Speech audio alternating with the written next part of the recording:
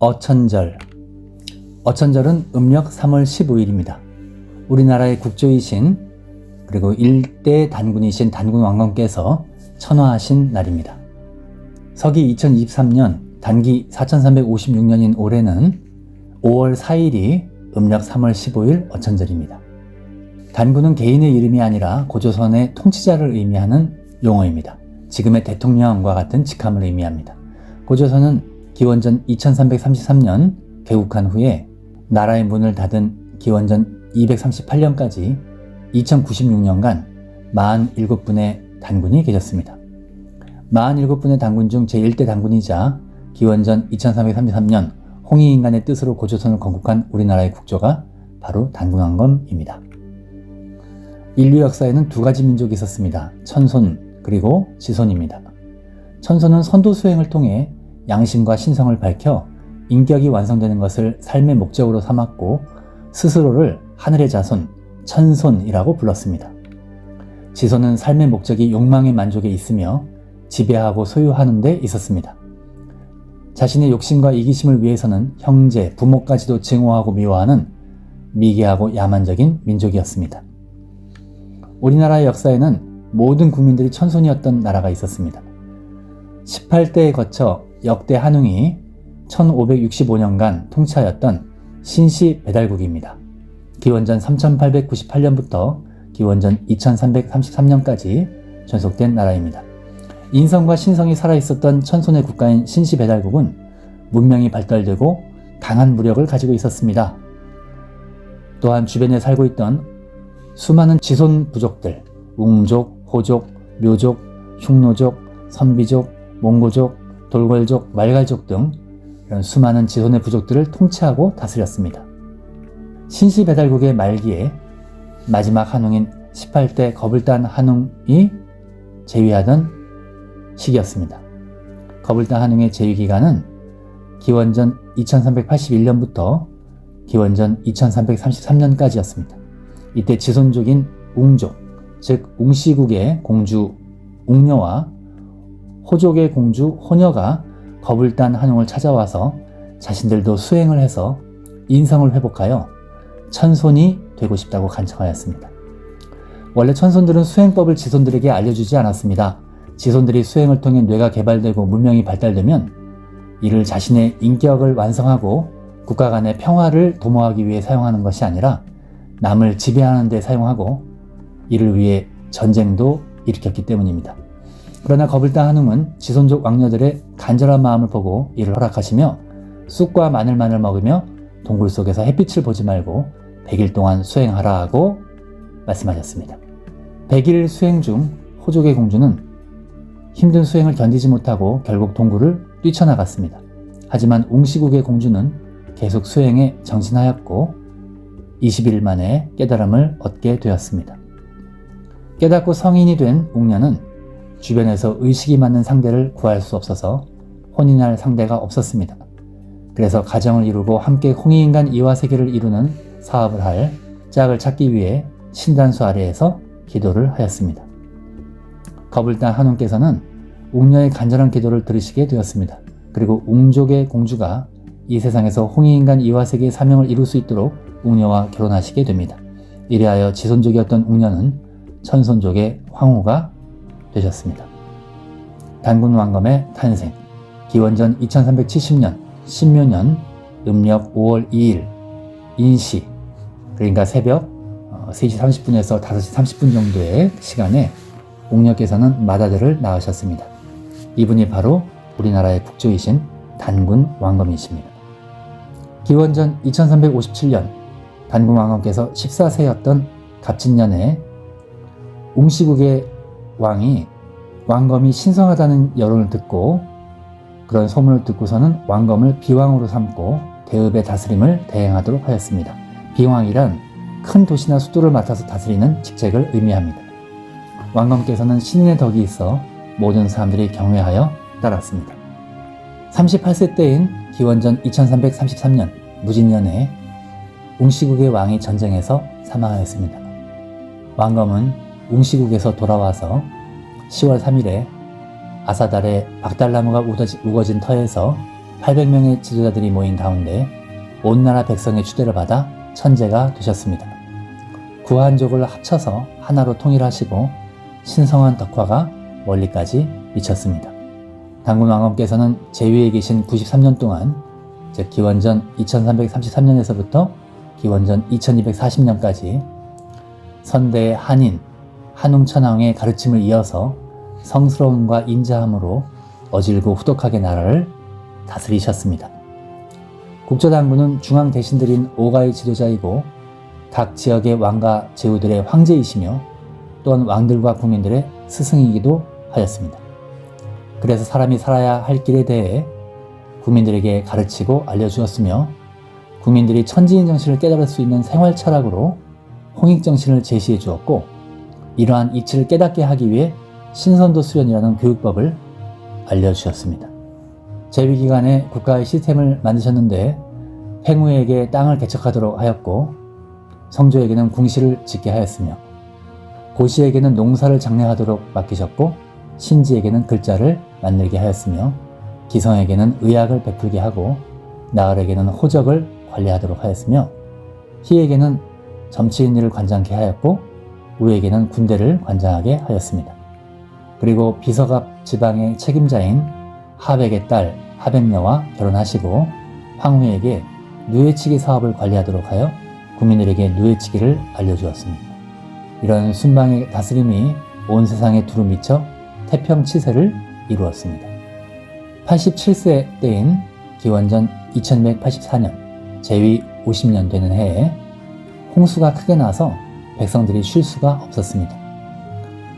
단군 왕검께서는 풍백인 팽우에게 명하여 물을 다스리게 하고 높은 산과 큰 강을 평정하여 백성들을 편안하게 하였으니 우수주에 그 비석이 있습니다. 우수주의 위치는 만주 송화강 남쪽의 길림성 지역이라는 설과 만주 장춘에 있는 주성자라는 설 등 많은 설이 있습니다. 이 위치 비정은 앞으로 우리 후손들이 반드시 찾아야 할 하나의 과제이기도 한 것 같습니다. 88세 때인 기원전 2283년 제위 51년 되던 해에 운사인 배달신에게 명하셔서 혈구에 삼랑선을 짓고 제천의 단을 마리산에 쌓게 하였습니다. 강화도 마니산 참성단이 바로 이 제천의 단입니다. 강화도 마니산 참성단의 모습입니다. 하늘을 원, 땅을 사각형으로 나타내는 원리에 따라서 위에서 볼 때 제단은 사각형이고 제단 아래쪽은 원형으로 쌓았습니다. 현재 정족산성이 단군 왕검께서 쌓으신 삼랑성으로 추정되는데 근대에는 병인 양요시 1866년에 양화수 장군이 이곳에서 프랑스 군대와 전투를 한 곳입니다. 참성단을 축조하신 지 3년 후인 91세 되신 해 제위 54년에 3월에 친히 마리산에 오르셔서 천재를 올리셨습니다. 104세 되시던 해에 즉 기원전 2267년 제위 67년대에 태자인 부르를 도산이라는 곳에 파견하여 당시 순임금의 신하이며 토목과 치수를 담당하였고 대웅수 방제의 책임을 맡고 있었던 우사공을 만나게 하였습니다. 부르 태자는 후에 2대 당군 부르 당군이 되시는 분인데 우사공에게 오행치수의 방법을 전하여 주었습니다. 우사공은 이를 통해 홍수 통제에 성공하게 되었고 후에 순임금의 자리를 이어서 진화족의 왕이 되게 됩니다. 104세이신 때에 태자 부르를 통해 나라의 경계를 정하여 유주와 영주의 두 곳 땅이 단군조선에 속하게 하였습니다. 또한 회대지방의 제후들을 평정하고 제후들이 많은 권한을 가지고 통치하는 분조를 설치하여 이를 다스렸는데 우나라의 순임금에게 그 일을 감독하게 하셨습니다. 130세 되시던 해 기원전 2241년 제위 93년에 단군께서는 버들궁궐에 계셨는데 흑계단이 절로 생겼고 풀숲은 없어지지 않으니 박달나무가 무성한 그늘에서 곰, 호랑이와 더불어 놀며 소화양이 크는 것을 보셨다라고 되어 있습니다.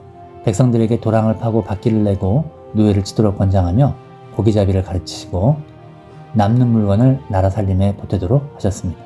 이때 나라에는 큰 모임이 있었는데 10월에 하늘에 제사 지내고 백성들 모두 기쁨에 넘쳐서 환호하며 스스로 즐겼습니다. 개천절의 유래가 이때에도 있었던 것을 알 수가 있습니다.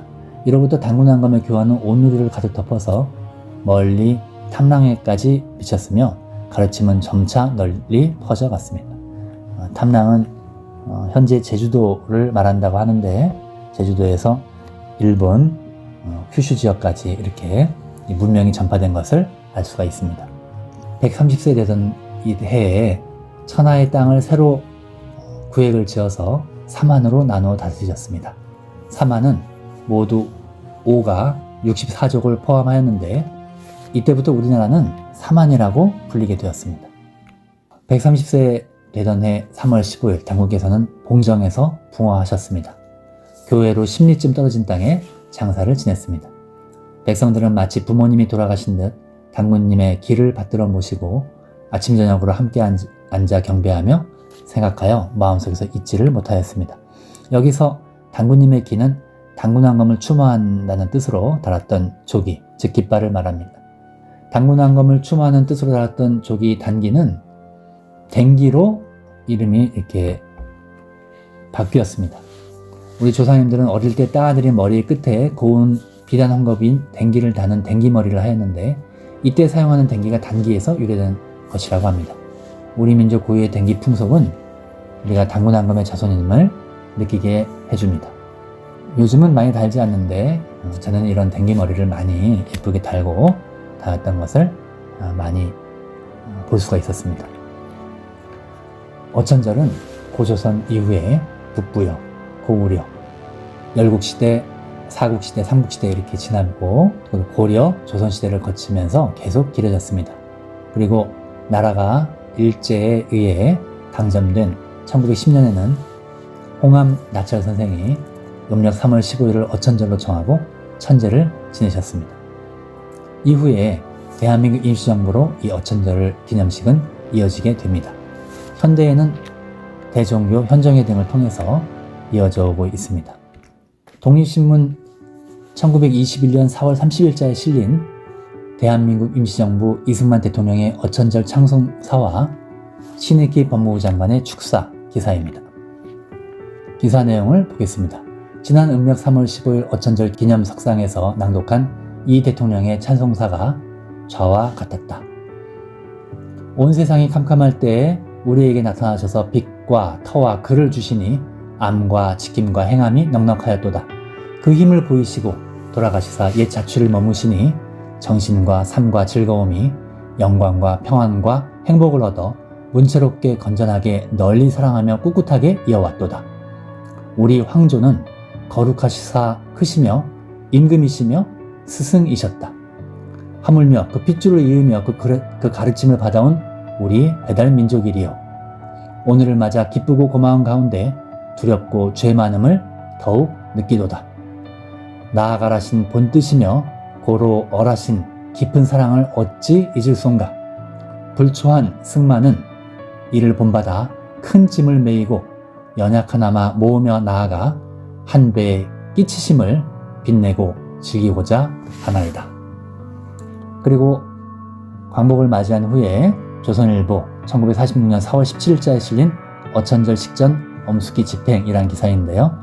우리의 시조당군 어천절인 16일 서울 영락정 대종교 남도본사에서는 김구씨를 비롯하여 다수 참배자 참석하에 경건하게 공제를 거행했다. 그리고 조선일보 1970년 3월 17일자에 실린 어천절 사직대제 현정회 주최로라는 기사입니다.